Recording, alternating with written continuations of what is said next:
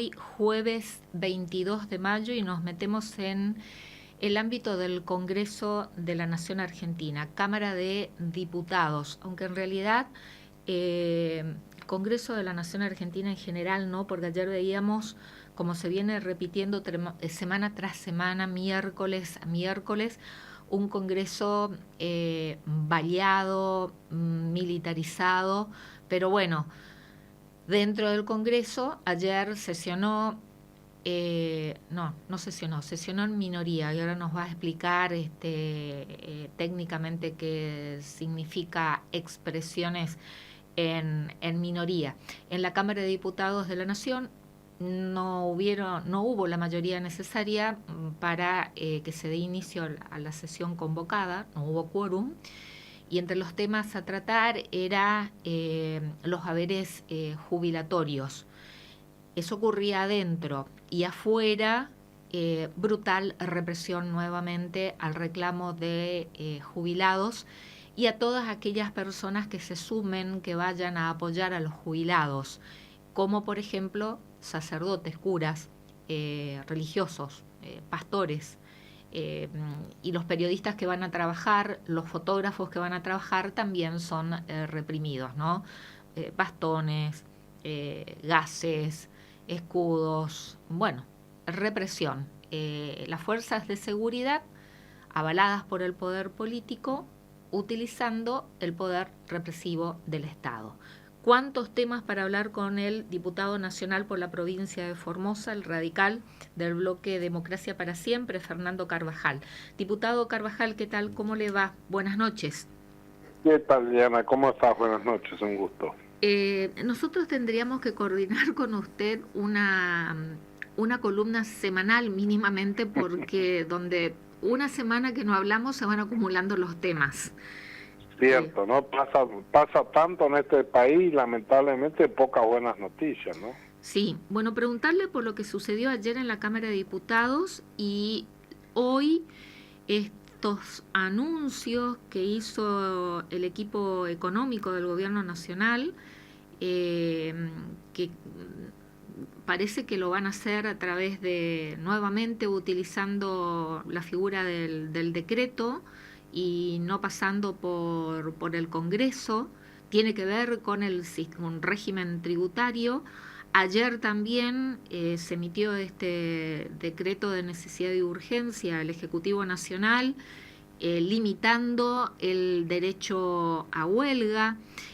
Horas antes, a través de 2 decretos, también reformando lo que es el sistema de promoción industrial en Tierra del Fuego y quita y reducción de aranceles en estos productos tecnológicos, bueno, una cantidad de temas, pero utilizando nuevamente, pasando por alto al Congreso de la Nación Argentina. Empezamos por lo de ayer, ¿qué pasó?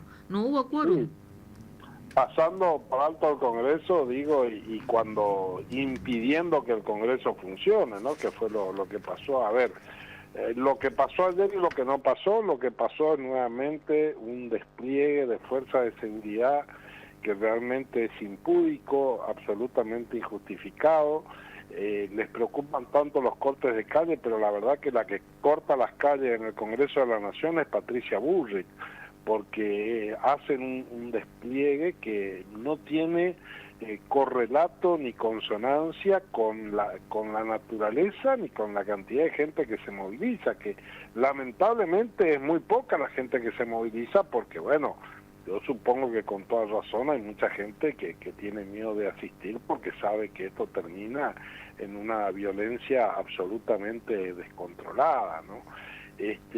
Bueno, a ver, Amnistía Internacional está denunciando con mucha vehemencia toda esta limitación a los derechos que está protagonizando el gobierno de Milei, particularmente Patricia Bullrich, que está absolutamente descontrolada, ¿no? Está enamorada de este papel de ser la nueva genia de la ultraderecha, ¿no? Pasó de ser de la izquierda en los 70 a ser la Dalí de la ultraderecha que le disfruta de pegarle a la gente. Así que la verdad que muy preocupado por esto. Nosotros salimos del Congreso y vemos estos paredones que van y construyen, cientos de policías, cientos de carros de asalto, de protección, que no, reitero, no tienen nada que ver con movilizaciones que si hay algún violento con 3 personas se las podría controlar si fueran mínimamente profesionales, y la verdad que absolutamente inaceptable, pero bueno, claramente hay una intención del gobierno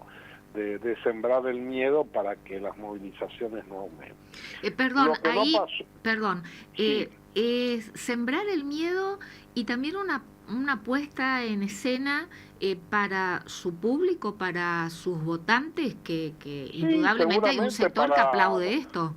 A ver, para el 30% que lo vota Omni en Ciudad de Buenos Aires, seguramente que son, y todo el grupo de fanáticos bancados por el gobierno que operan en redes, ¿no?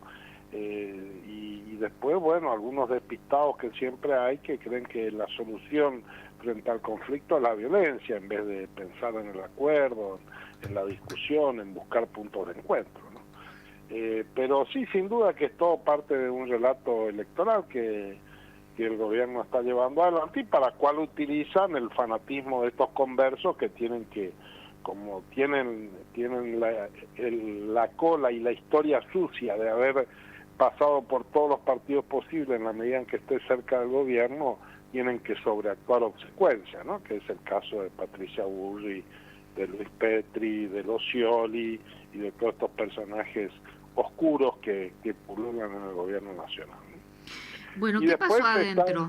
Después está la confabulación de los tibios y los cobardes, que son los gobernadores de provincia, que negocian sobre la sangre y el bienestar de los jubilados y que son los que hicieron fracasar la sesión de ayer, que habíamos convocado, con objetivos bastante modestos, pero necesarios de lo legislativo, que era actualizarle un poco el bono a los jubilados, que está congelado desde hace un año, cuando hay una inflación muy alta todavía, reconocerle un 7,5%, que el 7,2% que quedó pendiente el mes de enero del año pasado, que implicaría un ligero alivio para los jubilados, y discutir alguna solución para las personas. Hay varios proyectos en este sentido, si prorrogar la moratoria o establecer algún régimen proporcional a quienes llegan a la edad jubilatoria y no tienen los años de antigüedad. Bueno, esto no se pudo discutir porque la presión y la decisión del gobernador de Córdoba, de Santiago del Estero, bueno, y algunos más, impidió que se alcanzara el quórum suficiente. Y bueno, entonces conforme lo que prevé el reglamento, esto que vos preguntabas, se hizo una sesión en minoría, que obviamente no se pueden tratar los temas, pero sirve por lo menos para que los distintos espacios políticos expresemos los reclamos. Faltaron 5 para llegar al quórum, creo que 124 sí, estaban presentes. 5, exactamente, 124 estábamos presentes. En esto hay que entender también que en algunos casos hay ausencias que son personales, que no tienen que ver necesariamente con una decisión política. En un cuerpo de 270 no todos están ausentes por decisiones políticas, pero en este caso, bueno, hubo algunas ausencias muy notorias que sabemos que respondieron a la presión de los gobernadores, de los cordobeses, de los santiagueños. El bloque del PRO ¿estuvo en el recinto? No, el bloque del PRO el bloque del PRO es parte de la Libertad Avanza, aunque después van, los sopapean, los cachetean, los tratan a Macri de tarado, pero olvídate, siguen siendo perritos falderos de Milei. Pero no fue Silvia, ni uno. Pero y los penatos que hora antes estaba peleando. Sí, bueno, pero olvídate, son todos caniches del presidente. No estuvo ni uno solo, ni uno. Porque se especulaba con eso, ¿no? Que toda los radicales del sello tampoco, salvo Julio Cobos, que estuvo presente, Karina Banfi, de Loredo, todo esto que están queriendo ser candidatos de Milei, no estaba ninguno. Tampoco el bloque de la Unión Cívica Radical, excepto el radical del sello, como usted dice. Bueno, nosotros sí, los de Democracia para Siempre estuvimos, Del pero encuentro bueno, federal. pasó Rizotti, que estaba de viaje en este momento, esta semana, nosotros ya sabíamos, así que no El fue una bloque. decisión política. Y el encuentro federal estuvo incompleto porque, reitero, hubo algunos cordobeses que no estuvieron presentes, pero bueno, Mazot, Pichetto, ellos sí estuvieron. La coalición cívica. La coalición cívica también estuvo. La izquierda. Pero bueno, la izquierda sí estuvo, sí, claro. ¿Y Unión por la Patria completo o con algunas? Y no, a Unión por la Patria le faltaron varios que responden a los gobernadores, que son los de Catamarca y los de Santiago del Estero, que no estuvieron todos, y esto impidió que se alcanzara el número. Todos los temas que estaban incorporados en el orden del día, urgentes, ¿no? Bueno, los haberes jubilatorios, el tema de la emergencia en las localidades afectadas por la lluvia en Buenos Aires, que vimos todos, ¿no? Lo que ocurrió, que otra vez se llevaron vidas humanas. Otro tema, creo que también ayer salió lo que está pasando en el sur, en Tierra del Fuego, o sea que son temas de... No, sí, aparte estaba el tema de la resolución de alguna manera que creo que finalmente era el tema que al gobierno más le pesaba, que era la regularización de la Comisión de Investigación Libra, que como sabemos por decisión del gobierno y sus bloques vasallos, ¿no? Los del PRO y todos estos, está trabada en su funcionamiento. Y bueno, la intención es esta discusión, que sin duda creo que habrá sido uno de los motivos por el cual el gobierno operó tan fuertemente para impedir la sesión, porque ¿No se pudo constituir todavía la comisión investigadora en diputados? No, la comisión fue convocada en su momento, pero quedamos empatados en la elección del presidente, y bueno, ahí estamos con un conflicto reglamentario, estamos esperando. La idea era dar alguna discusión reglamentaria en la Cámara acerca de cuál es el modo de resolver esto. Hay distintas opciones, no es sencillo, porque no está previsto en realidad esta situación, no suele suceder, normalmente se alcanzan consensos para la elección de las autoridades, en este caso no, porque bueno, está claro que el gobierno y sus aliados que estuvieron en contra de conformar la comisión no pueden pretender presidirla, porque obviamente lo que van a hacer es planchar la actividad de la comisión, y sin embargo, bueno, presentaron un candidato que era con el objetivo de que la comisión no haga nada. Y quienes hemos sido los impulsores de este proyecto, por supuesto que tenemos la necesidad de presidirla para poder darle la impronta que motivó su creación, ¿no? ¿Y cuándo van a poder? ¿Cuándo se va a destrabar? La verdad que no sabemos, Liliana. El Congreso está en una situación extremadamente compleja y con un gobierno y con sus bloques vasallos que no parecen tener intención de permitir el funcionamiento del si mal no recuerdo, al no poder constituirse las autoridades de la comisión investigadora por el caso de la criptomoneda Libra, de la estafa, tenían que resolverlo en el recinto, ¿no?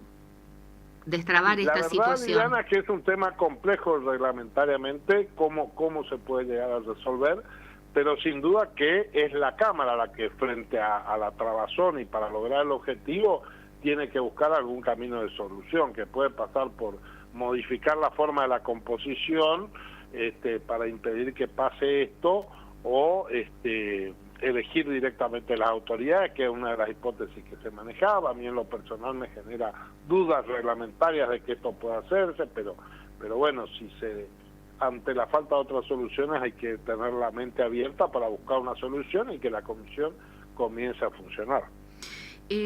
Otro tema también para consultar que me llamó la atención en relación de lo que pasó ayer afuera del Congreso con la brutal represión por parte de las fuerzas de seguridad federales, que duplicaban en números la cantidad de manifestantes.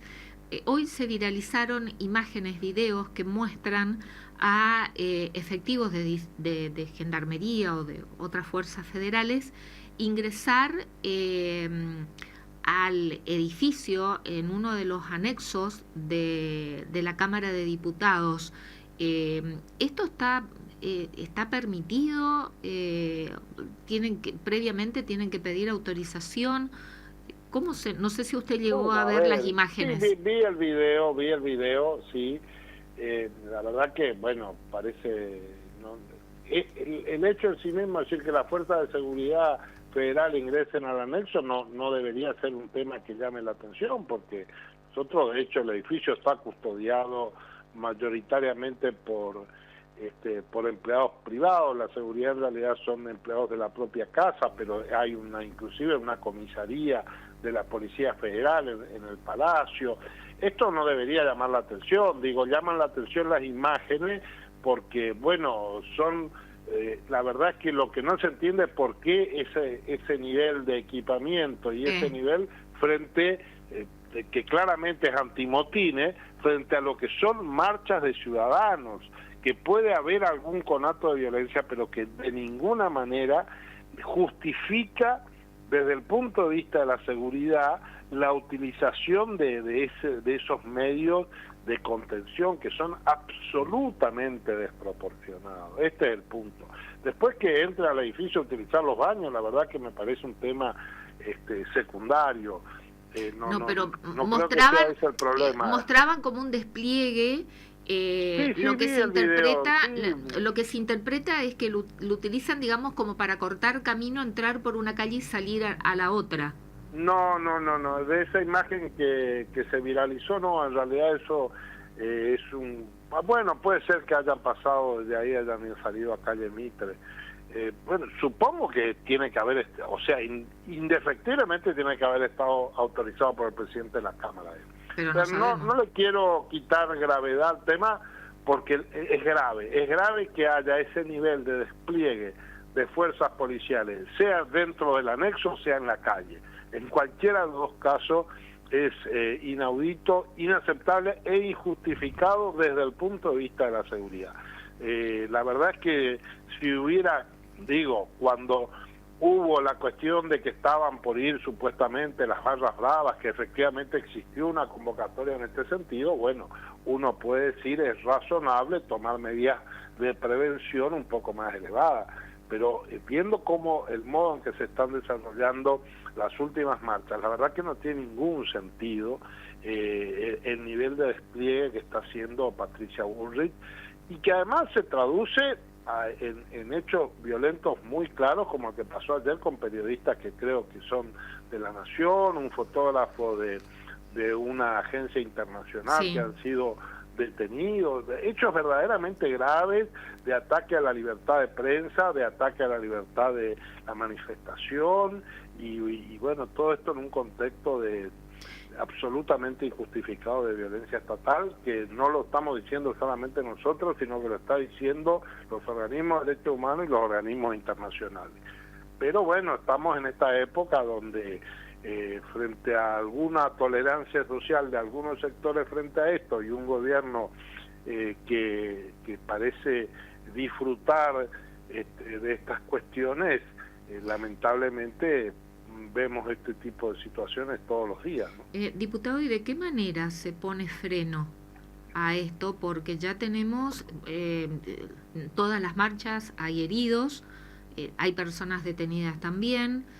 Ayer entre las personas detenidas, este fotógrafo y un periodista, entre las personas heridas también tenemos periodistas, tenemos curas, sacerdotes, y tenemos a otro fotógrafo que continúa peleando por su vida, que ayer nuevamente entró a quirófano, que es Pablo Grillo, que sufrió desprendimiento de masa encefálica producto del impacto de una granada de gas. ¿Cómo frenamos esto? Porque miércoles a miércoles la violencia va en aumento, la violencia estatal va en aumento. La verdad que no lo sé, Liliana. Yo comparto la preocupación. Por un lado hay que hablar el silencio cómplice que está teniendo la justicia, ¿no? También. Incluida la Corte Suprema de Justicia de la Nación, que a 1 año y medio de haber asumido este gobierno no ha tenido un solo pronunciamiento judicial que diga algo respecto a todos los atropellos institucionales que está protagonizando el presidente Milei. Esto lo decía el otro día, leí una columna muy interesante del constitucionalista Gargarella, y claramente estamos como en esa vieja película del Tribunal en Fuga. La verdad es que la Corte Suprema de Justicia de la Nación parece un tribunal en fuga, absolutamente impotente para establecer y tomar decisiones que pongan freno a los avances institucionales de este gobierno. Y tengo obviamente también que señalar que lo mismo nos está pasando en el Congreso. En esto, reitero, hay una enorme responsabilidad de los gobernadores, de todos los partidos políticos, que han entrado y caído en este juego extorsivo que plantea el gobierno de la Nación y que han apuntado a un bloqueo del funcionamiento institucional del Congreso, que se traduce en que está bloqueada la Comisión de Investigación Libre, está bloqueada la Comisión de Juicio Político, está bloqueada la Comisión de Asuntos Constitucionales y está bloqueado el plenario del Congreso por esta actuación conjunta entre el presidente Milei y los gobernadores de todos los partidos políticos que terminan jugando este juego perverso. Y bueno, así lo que está pasando es que están temblando las instituciones de la República. Precisamente, ya que mencionó la Comisión de Asuntos Constitucionales y que están temblando las instituciones de la República, ¿es constitucional? No sé si tuvo tiempo de informarse de lo que fue anunciado hoy, cerca pasado el mediodía, de este plan de reparación histórica de los ahorros de los argentinos, ¿no? Supuestamente con una política de que los dólares guardados dentro del colchón de una caja de zapatos o en el freezer se blanqueen, se incorporen al sistema, bueno, y una sarta de anuncios que dieron hoy. Pasando por alto el Congreso, ¿es constitucional este anuncio de hoy? Para ser serio y no ser irresponsables improvisados como Toto Caputo y Sturzenegger y esta banda irresponsable, permitime no dar una única opinión y permitime esperar a que salgan los instrumentos legales. De todo modo, como primera aproximación te digo, hay ciertas cosas de lo que son los regímenes informativos que es cierto que habían quedado establecidos a ciertos valores que eran absolutamente ridículos, ¿no? Es decir, que un reporte de operación sospechosa se hiciera sobre la base de una transferencia de 400.000 pesos es una estupidez, porque hoy 400.000 pesos no es nada, digamos, en términos de reportar una operación sospechosa, digamos, son operaciones mínimas. Ahora, entonces, y todo lo que tiene que ver con ese conglomerado de reglamentaciones informativas, había algunas que sin duda había que llevarla a valores más razonables, había algunas que podrían considerarse exageradas y había otras que me parece una torpeza y una autolimitación de la facultad del Estado. Esto por decir que, bueno, que los escribanos tengan que informar los valores de las operaciones son mecanismos que se utilizan en todos los países serios del mundo. Entonces, estas cuestiones sí, ahora, el problema es que en esto el gobierno además le suma toda una retórica que es absolutamente impracticable. No sabemos todavía qué ley van a mandar, en qué consiste esto realmente. Si vos me decís, ¿está de acuerdo con haber elevado un poco los montos de informaciones? Sí, me parece que sí, porque con la inflación que tuvimos en los años de Alberto Fernández y con la inflación que tenemos en el gobierno de Javier Milei, que es altísima, aunque digan lo contrario, esos valores habían quedado desactualizados. Eso está pasando también en la justicia federal con los aforos de los contrabandos que, digamos, han quedado absolutamente desactualizados esos valores y entonces todo es contrabando y han desaparecido las infracciones aduaneras prácticamente. Entonces, todo lo que tiene que ver con eso serían medidas atendibles y en algún punto razonable. Después podemos discutir si los montos tienen que estar más arriba o más abajo. Ahora, después no sabemos por dónde va a avanzar el gobierno. La pregunta es si van a avanzar, hoy lo veía, hay un gran operativo que han hecho con esta persona que es uno de los dueños ahí de la está, salada, Castillo, ¿no? Jorge Castillo. Castillo. Claro, yo creo que mañana este hombre dijo, Menem, mira qué fallido. Milei lo tendría que estar indultando y condecorando. Totalmente, es porque un héroe. según él es un héroe. Bueno, pero esta es la locura que tiene este país, digamos. Pero ese es el modelo de país que quiere Milei, ¿eh? Milei quiere un país donde todo sea informal, donde los corruptos puedan gastar los dólares en los que quieren, y utiliza esto, es cierto, reitero, a todos nos jodía esto de que vos, por a ver, tenemos todos estos casos de secuestros que hace la gendarmería de la gente que anda con efectivo en camiones en la ruta, ¿no? Un tema que ha generado mucho conflicto a nivel de la justicia federal. Bueno, y hasta ahora sigue pasando que la gendarmería te agarra con 20 millones y te secuestra la plata, y tenés que ir y justificar en algo que la verdad que no tiene mucha lógica, porque si vos tenés los 20 millones no tenés por qué ir a explicarle al gendarme que está en Basail de dónde sacaste la plata, pero hemos generado esa cultura que ha sido exagerada. Ahora, de ahí a irse al otro extremo, esto de que el Estado se autolimite de contar con información, nos hemos pasado de mambo. Pero reitero, hasta ahora son puros anuncios. Algunas cosas están bien, otras están mal, y vamos a esperar a ver en qué quieren avanzar en términos legales más claros para saber qué es lo que puede estar bien y qué es lo que va a estar mal. Bien. Partiendo que seguro mucho va a estar muy mal. Esperemos entonces a que salgan los instrumentos, ¿no? Los decretos o los proyectos de leyes. Pero sí, hoy a la mañana temprano teníamos esta noticia de los operativos y de la detención de Jorge Castillo, el de La Salada, por unas series de delitos, entre ellos evasión, lavado de activos, y horas después estos anuncios, ¿no?, dados por todo el gabinete económico. Y pensaba también en la cantidad de causas que tiene Cristina Fernández de Kirchner y funcionarios de sus gobiernos que también tendrían que... Por supuesto. Todas las causas... Para Milei, el secretario de Obras Públicas, que tenía los 8 millones, el famoso tema de las monjas y todo esto, para Milei es un héroe López, digamos, y tendría, según él, la idea de él es que en vez de tirar los bolsos en lo de las monjitas, vaya y compre autos y todo esto. Ese es el proyecto de Milei, digamos. Claro, la contradicción que hay, ¿no? Es cierto que, por supuesto que en esto van a ser beneficiados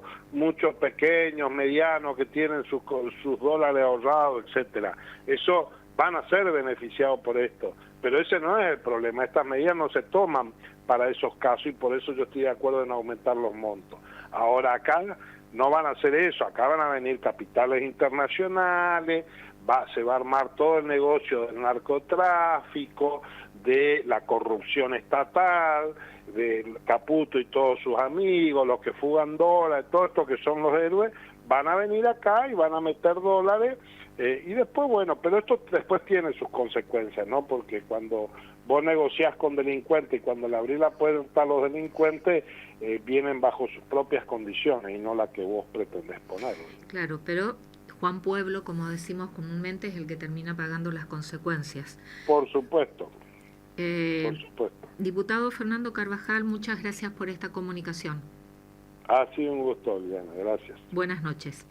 El diputado nacional por la provincia de Formosa, Fernando Carvajal, de la Unión Cívica Radical, del bloque Democracia para Siempre.